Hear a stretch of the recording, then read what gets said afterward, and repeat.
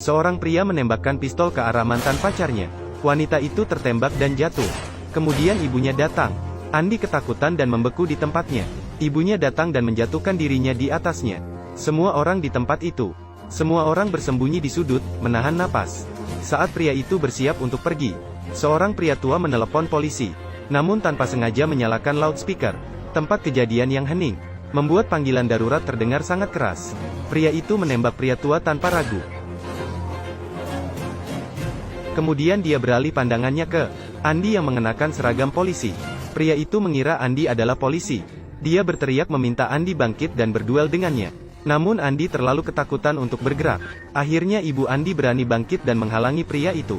Ibu Andi berusaha menjelaskan bahwa Andi bukan polisi, melainkan seorang operator panggilan darurat biasa.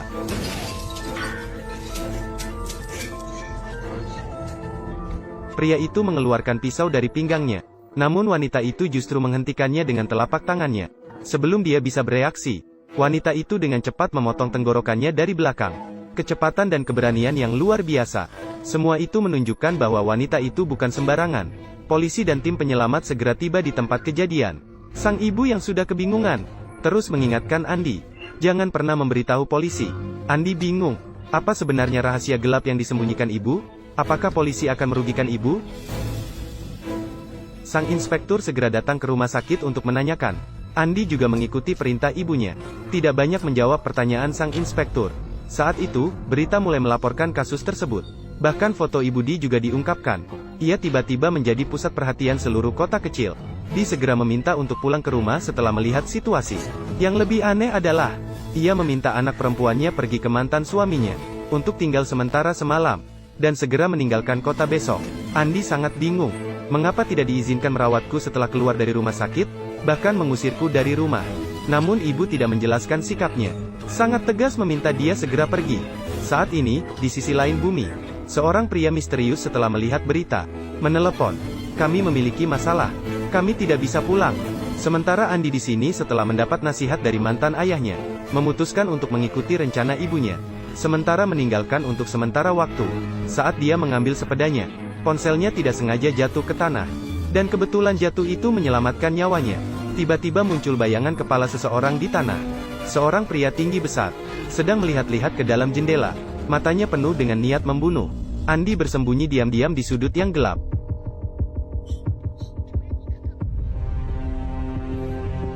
Tidak lama kemudian terdengar suara dari kamar sebelah. Suara kaca pecah. Andi segera meraba ke arah suara tersebut. Ternyata pintu kamar ibunya sudah pecah. Dia masuk dengan hati-hati. Tak disangka, hanya dalam 2 menit, pria itu sudah mengikat ibunya ke kursi. Andi segera mengirim pesan kepada pihak berwenang. Lalu dia mengambil vas bunga dan memukul perampok dengan keras. Saat perampok terjatuh, Andi segera merebut pistol perampok.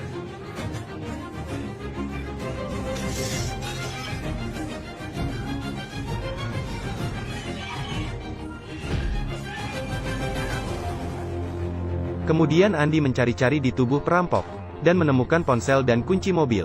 Setelah ibunya tahu Andi telah menelepon polisi, dia memberikan dompet kepada Andi dan berkata, di sini ada uang, ponsel, dan kartu pintu. Sekarang aku ingin kamu mengendarai mobil perampok, kabur ke kota kecil Carleton. Di sana ada gudang bernama Gauding. Temukan gudang nomor 320. Di dalamnya ada sebuah mobil. Saat itu, kamu akan berganti mobil itu. Teruslah mengemudi ke utara, langsung menuju ke kota kecil Tandeng di Maine. Menginap di motel dengan kenaikan harga. Jangan menghubungi siapapun selama itu. Jangan gunakan GPS. Jangan mencari bantuan dengan uang. Lebih baik tidak percaya pada siapapun. Sampai saya merasa aman, akan mencarimu secara alami. Begitulah. 2 ibu dan anak perempuan dalam keadaan tegang, terpisah dalam keadaan terburu-buru. Andi menangis sambil mencari ke segala penjuru. Mobil perampok. Berikut ini detail utamanya. Di dalam salah satu mobil, terdapat gantungan putih. Akan disebutkan dalam kelanjutan cerita. Kemudian Andi berada di rumput, menemukan mobil perampok. Karena ibunya pernah bilang, jangan gunakan nama besar. Maka ia pergi ke toko serba ada untuk membeli peta. Akhirnya tiba di kota kecil Carleton dengan susah payah. Namun tidak bisa menemukan lokasi tepat gudang Gauding. Andi akhirnya pergi ke perpustakaan, mencari lokasi online. Digerakkan oleh rasa ingin tahu, dia juga mencari informasi tentang ibunya. Namun hanya menemukan berita dari kemarin. Saat itu dia teringat perampok semalam pernah menyebut nama Paulagus. Maka dia mencari nama itu lagi. Orang yang bisa dipanggil dengan nama itu terlalu banyak, tidak bisa ditemukan sama sekali informasi yang terkait dengan ibu. Pada saat itu, Ibu Di sedang menerima polisi di rumah. Wanita mengatakan dia mungkin terlalu terkejut melaporkan polisi setelah salah mengira orang asing sebagai pencuri. Inspektur yang berbicara dengan logis dan berdasar tidak menimbulkan kecurigaan. Namun pada saat itu, Dima menemukan jejak darah yang tersisa. Sambil berusaha meyakinkan polisi dengan serius, sambil berusaha menarik perhatian mereka untuk mencegah polisi melihat ke lantai.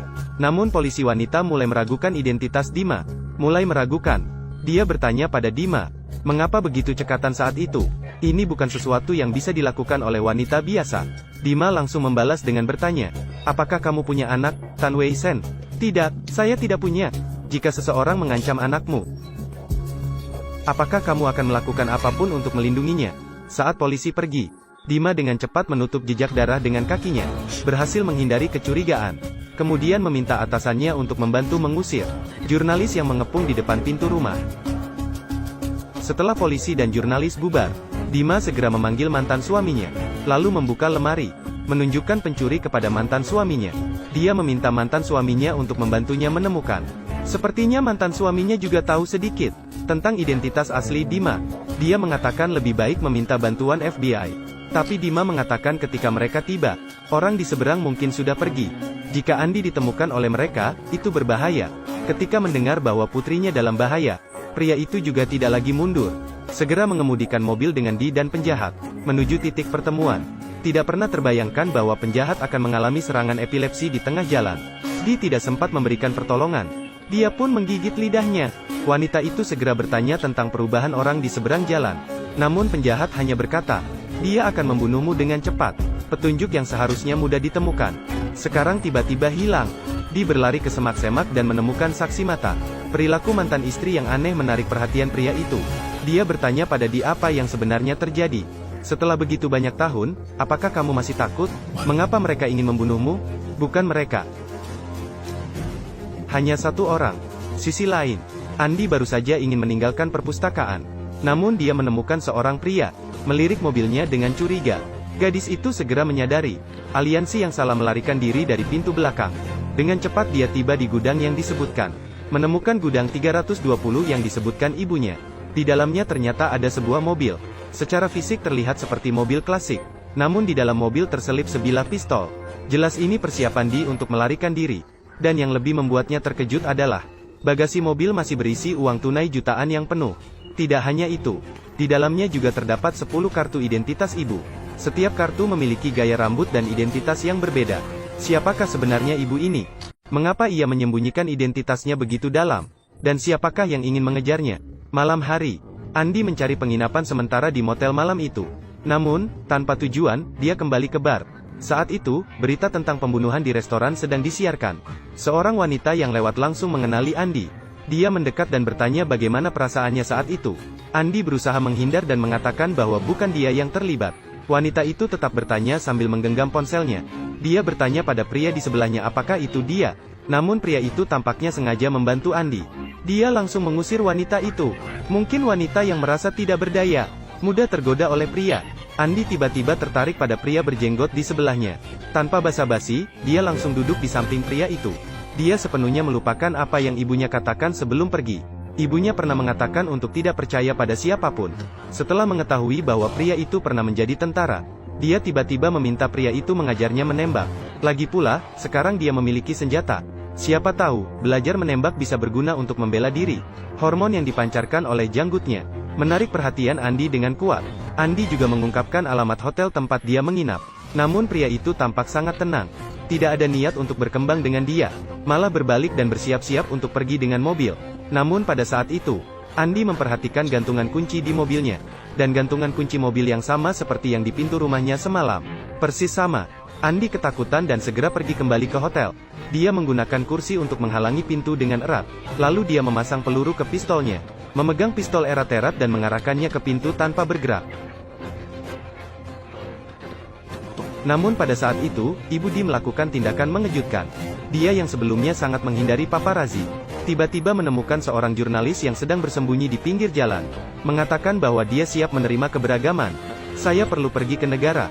Saya harap semua orang bisa melihat apa sebenarnya tujuan rencana di kali ini. Di Mama berkata, saya harap semua orang bisa melihat apa sebenarnya tujuan rencana di kali ini. Apakah identitas aslinya akan terungkap dalam berita? Wanita ini tiba-tiba menyadari ibunya, entah sebagai agen rahasia atau sebagai buronan. Ibunya mengorbankan dirinya untuk melindungi diri. Namun ibunya tidak memilih untuk melarikan diri, malah meminta Andi untuk bersembunyi terlebih dahulu. Namun Andi lupa pada ibunya, yang pernah memperingatkannya untuk tidak percaya pada siapapun. Dia bertemu dengan si kumis kecil di bar, ketika dia mulai menyukai si kumis kecil. Namun malam kejadian, si kumis kecil bersembunyi di sekitar rumahnya. Dia ketakutan dan menjaga pintu dengan pistol sepanjang malam, hingga pagi melihat mobil si kumis kecil tidak berada di tempat parkir. Andi segera mengemas barangnya dan melarikan diri dari hotel dengan sebuah koper uang tunai. Tanpa diketahui, si kumis kecil bersembunyi di kamar sebelah memantau dia. Andi khawatir mobilnya dipasangi pelacak. Namun dalam 1 jam, dia pergi ke dealer mobil bekas dan membeli mobil. Dan kenyataannya seperti yang dia duga. Si kumis kecil benar-benar memasang pelacak di bawah mobil. Andi yang tidak punya pilihan, harus mencari teman terpercaya ibunya, Charlie. Dia juga mengungkapkan identitas ganda ibunya, serta tentang jutaan uang tunai kepada Charlie. Namun Charlie tidak terkejut mendengarnya, malah terlihat sangat tenang. Andi bertanya apakah ini berkaitan dengan ayah kandungnya, karena ibunya tidak pernah menyebutkan ayah kandungnya padanya. Di rumah hanya ada satu foto ayah kandungnya. Namun Charlie berkata itu tidak mungkin, karena ayah kandung Andi sudah meninggal saat dia berusia 2 tahun. Charlie bilang, kamu berkendara dari Carleton, pasti lelah. Aku akan masak makanan untukmu. Setelah makan, istirahatlah sejenak. 2 kalimat sederhana, namun segera menimbulkan kecurigaan Andi, karena dia tidak pernah menyebutkan dari mana dia datang dengan mobil. Sambil Charlie memasak, Andi diam-diam memeriksa dekorasi di ruangan. Dia menemukan tempat model pesawat. Awalnya ada 2 rak, membuka laci dan melihat. Ternyata di dalamnya ada beberapa foto keluarga. Namun Charlie di depan keluarganya, terus berperan sebagai pria tua lajang. Mengapa kamu belum menikah? Aku kira aku belum menemukan orang yang tepat. Andi menyadari bahaya dan langsung keluar, melarikan diri dengan mobil dari tempat itu. Kemudian dia menelepon kembali ke Quincy. Atasan baru saja menyelesaikan kasus mayat penjahat. Mereka belum pulih dari kejutan. Sekarang putrinya menelepon lagi. Mulut Andi seperti senapan mesin. Terus berbicara, terus-menerus menanyakan kebenaran kasus Quincy. Padahal sebenarnya Quincy hanya tahu di Mama memiliki masa lalu yang tidak ingin diingat, dan tidak tahu seluruhnya. Dia juga tidak bisa menjawab pertanyaan Andi. Jifu memintanya pergi ke kantor polisi terdekat dan menunggunya datang. Tetapi Andi hanya mendengarkan. Dia merasa hidupnya selama 30 tahun semuanya palsu. Dengan marah dia berkata, jika kamu tidak memberitahuku kebenaran, aku akan mencari tahu sendiri. Lalu dia cepat-cepat menutup teleponnya. Sisi lain, di Mama menerima wawancara berita. Secara fisik dia sedang menjelaskan kejadian hari itu saat dia bertindak heroik. Namun sebenarnya dia sedang menyampaikan pesan kepada seseorang. Seorang pria misterius menatap siaran berita dengan penuh kebencian dan kemarahan. Matanya penuh dengan kebencian dan niat membunuh.